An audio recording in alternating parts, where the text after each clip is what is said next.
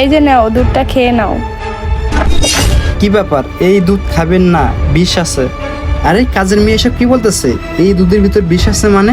আচ্ছা তুমি একটা কাজ করো, ওই পাশের রুমে ব্যাগটা রাখানো আছে, ব্যাগটা নিয়ে আসো তো। আচ্ছা ঠিক আছে, আনতাছি। দুধের মধ্যে বিষ আছে মানে? এই পিচ্ছি, এদিকে আয়। এই পিচ্ছি, তুই এসব কি বলতেছিস? স্যার আমি যা বলতাছি সব সত্যি কথাই বলতাছি। স্যার আপনি এই দুধ খাবেন না, এই দুধে বিষ মিশানি আছে। এই কাজের মেয়ে, তুই এসব কি বলতেছিস? এই দুধের ভিতর বিষ আসবে কোথা থেকে? এই দুধ তো আমার স্ত্রী আমাকে খেতে দিছে, তুই এসব কি বলতেছিস? স্যার ম্যাডাম এই দুধে বিষ মিশাই দিছে, আমি নিজের চোখেই দেখছি। এই চুপ কর।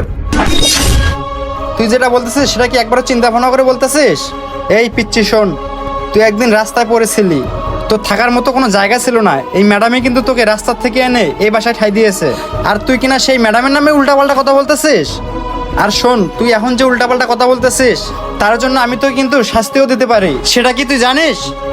হ্যাঁ স্যার আমি জানি আপনি আমাকে শাস্তি দিতে পারেন, আর আমি এই কথাটা জানি না বুঝিয়ে বলছি। আপনি যদি আমার কথাটা না বিশ্বাস করেন তাহলে শুনেন। আমার আর এভাবে লুকিয়ে লুকিয়ে দেখা করতে একদম আর ভালো লাগতেছে না। তাহলে এখন কি করব বলো? কি করব মানে? তুমি তোমার স্বামীকে আমাদের রাস্তা থেকে সরিয়ে দাও। শোনো, একেবারে ঘুম পাড়িয়ে দাও। আরে রিয়াজ, তুমি এসব কি বলতেছো? গুম করার কি দরকার?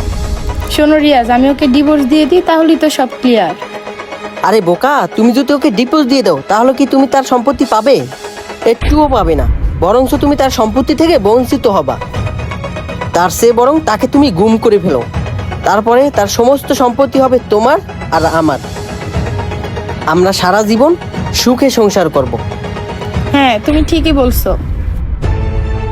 না, ম্যাডাম পরক্রিয়া করে স্যারকে মারার চেষ্টা করতেছে, এটা আমি কখনোই হতে দেব না। আমি স্যারকে সব বলে দেব। শোনো, তুমি একটা কাজ করো, ও যখন ডিউটি করে বাসায় আসবে তখন তুমি ওর দুধের ভিতরে বিষ মিশিয়ে দিও।